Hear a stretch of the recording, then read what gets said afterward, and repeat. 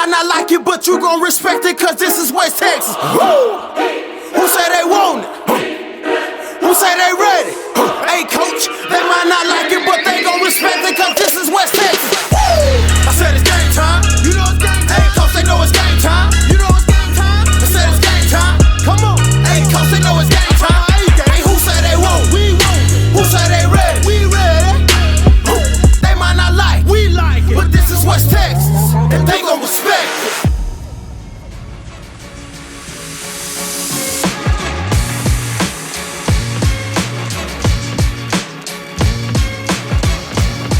Well, if you didn't know who Miles Hauser was to start the night, well, you most certainly do now. The kid coming through with a 37-yard field goal to end this one as the Central Bobcats are back in the win column, taking down the Abilene High Eagles 17-15 tonight here at Shotwell Stadium. Good evening, folks. I'm Manny Diaz, and I wish I had words to truly describe this ball game tonight. Weird is one of them, yeah. But I think you probably need something that's made up and that's not even in the dictionary to truly describe how this one ended and how it all played out. But nonetheless, coming off just a very defeating loss to a very good Euless Trinity team, the Central Bobcats just bounced back tonight and did it in very, very exciting fashion. We're going to hear from Brent Davis tonight, plus the man of the hour, Miles Hauser. Yes, he's pretty much just living on cloud nine tonight. But first things first, how about those Twisted Root highlights? Tonight's Cover 1 highlights are presented by Twisted Root Burger Company. 7 times the state champion, the Abilene High Eagles. Tonight, Callan Sipe and the Warbirds looking to stay undefeated in district play with Malachi Brown and the Central Bobcats in town. First quarter, no score. Abilene working out of the Dirty Bird, and not a bad way to score some yards. Fonso Dotson crossing midfield for the Eagles. First down. 2 plays later, going back to Dotson. Look at the cutback. This kid, just a sophomore, good for another Abilene fresh set of downs. But this drive would come down to a 4th and 24. Delvin Cox rolling the dice early. Callan Sipe with Reese Pettijohn in his sights, but puts a little too much on the throw. Turnover on downs. Ensuing Central drive, Bobcats coming back with a sophomore of their own, Malachi Brown. Teams know what's coming, but seeing how real his speed is something else. Brown finally brought down inside the Abilene 5-yard line. That would eventually set up Bobby Pena to go up and over to cap the drive, giving the Bobcats the 7-0 lead. Second quarter now, Warbirds with the rock, Sipe under some pressure. It finds Reese Pettijohn for a big gainer, would lead to an Abilene touchdown, extra point no good, 7-6 Central. Later in the quarter, the Eagles marching again. Check out the running lane for Xavier Carrillo. My goodness, dude with a huge gainer of 28 yards. 2 plays later, Eagles on the doorstep, but the Cats defense out to #eat. How about Malik Finley and Daylon Green there to crash the touchdown party? Abilene would have to settle for a field goal to go up 9-7. Under 2 to go in the half, the Warbirds driving again, but the question is for how long? Feeling AUM Holistic Therapies play of the game nominee coming. The Cats defense with the strip. Julian Potter there for the scoop and score, queuing up the fight song, taking it 57 yards to the house, putting the Cats back on top, 14-9. Early fourth quarter now, following a stalemate of a third on 3rd and 9. Sipe sends it downfield, incomplete, but hold the phone. Pass interference called. Drive continues. A few plays later, they give it to Xavier Carrillo. Can this kid move or what? Picking up 17 on the run. Very next play, Sipe to the corner of the end zone. Reese Pettijohn looking like Reese Childress of yesteryear, hauling it in for the touchdown. 2-point try no good as Abilene takes the 15-14 lead. Next Bobcats drive, Central facing 3rd and 26. So what will Kevin Crane dial up? How about a Malachi Brown QB draw, and this kid is off to the races. Almost picks up the full 26 on the run. Very next play, Cats going for it on 4th and 1. Brown close to the marker. Officials have to bring out the sticks, but the call is first down Bobcats. Under 6 to go now, Central facing another 4th down. Malachi with plenty of time, looking for Tanner Dabbert, but just off the mark, Warbirds take over. Abilene with the rock now on 3rd and 9, looking to keep the drive going, to keep the Cats offense off the field. Sipe to Quay Hill for a fresh set of downs.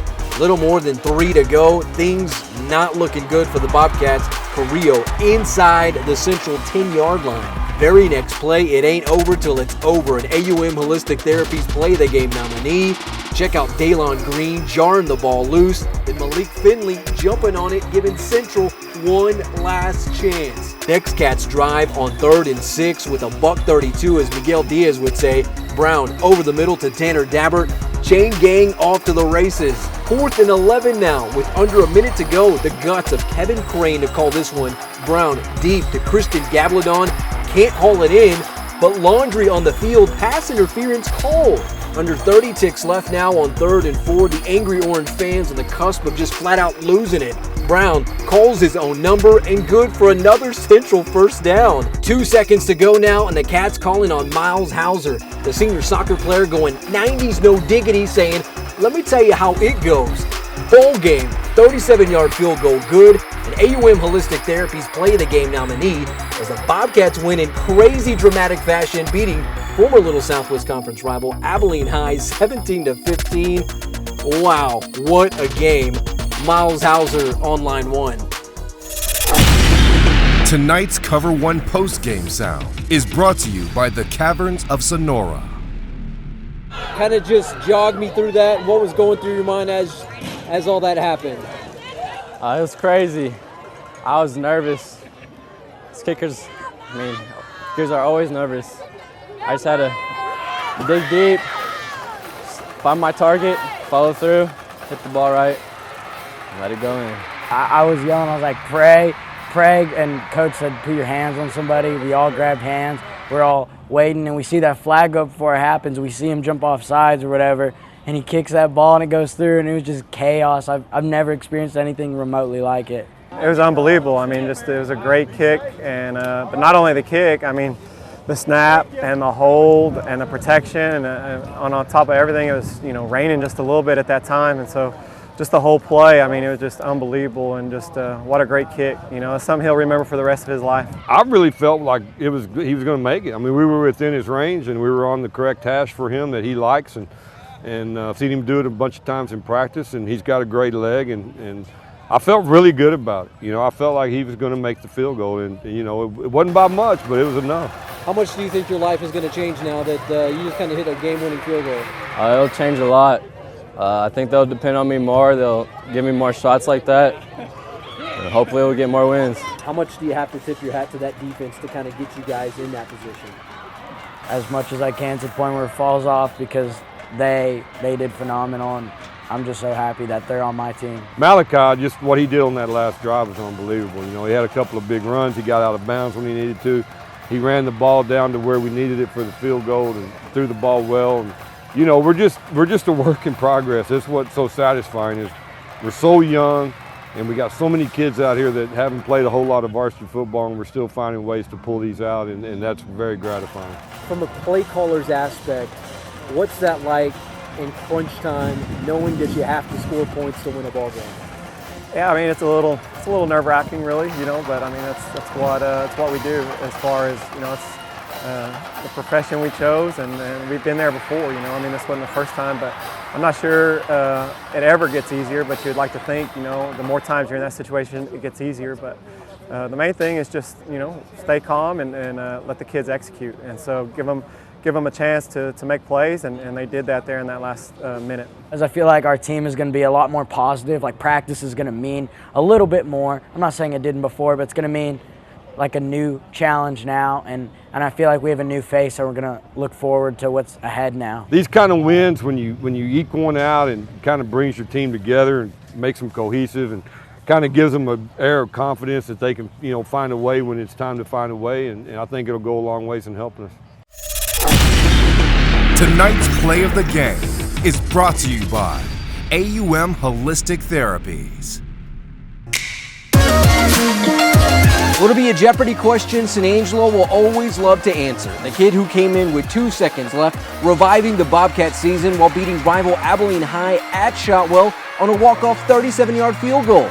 Yeah, who is senior kicker Miles Hauser? Yeah, we said at the beginning of the show, if you didn't know who Miles was before tonight, you know who he is now. The game-winning field goal is good for this week's AUM Holistic Therapies Play of the Game. It's time for Manny's Cover 1 final call of the night, presented by Pettit Productions. In a very weird and odd night in which somebody had to win, it appeared to be the Abilene High Eagles down the stretch, but the Central Bobcats said, hey, not so fast. No doubt, props to the Central defense who came up with a clutch turnover, later to be followed up by a 37-yard field goal to remember from Miles Hauser. But I think who really deserves some kudos tonight is Central offensive coordinator Kevin Crane. This guy worked his play calling magic, which set up a field goal that's now breathing new life into the Central Bobcat team. Regardless if it's sports, life, or whatever it may be, we're always looking for people who can handle clutch moments, keep their composure. Kevin Crane did that tonight and did so with the sophomore quarterback who's coming in relief for a future Big 12 quarterback. We've seen Central in years past just pick apart teams with the passing game. Tonight, they did so with Malachi Brown's legs. Play callers don't necessarily get all the credit. All the glory always goes to the guy who scores the touchdown or nails the game-winning field goal. But tonight, along with the Angry Orange Nation, Kevin Crane, we tip our hat to you. Well, remember at the top of the show when I said tonight was just a weird night? Well, it wasn't just that way here at Shotwell Stadium, but out in the Metroplex as well, as Haltom City beat Euless Trinity tonight 48-34. Yes, that same Trinity team that went into San Angelo and throttled the Bobcats 70-28 in Week 6. So what that does? Well, it creates a very wide open District 3-6A, and most certainly makes the matchup against Haltom City to end the regular season very interesting for the Bobcats if they can win out. Well, how about some Week 8 as the Cover 1 team is back in the Concho Valley with the Wall Hawks to be hosting the Jim Ned Indians. By the way, the Hawks coming off a 28-13 win tonight over the Clyde Bulldogs here in the Big Country. So before we say goodnight, we can't forget about the sights and sounds from around Shotwell Stadium, from the home side to the visitor side. Oh, it was on tonight. Good stuff, no doubt. Congrats again to Miles Hauser and the Central Bobcats who came up with a clutch win, 17-15 over former Little Southwest Conference rival Abilene High. Well, for the Sofa Couch Media family and the Cover 1 crew, I'm Manny Diaz. Good night, and God bless. Tonight's Fan Mic Check is brought to you by Oasis Crop Insurance.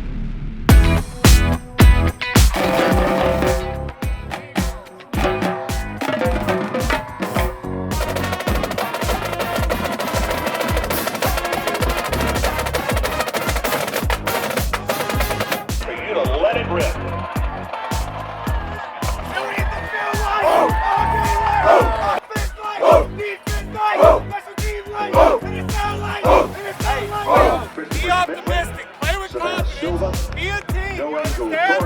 When good things happen, celebrate with each other.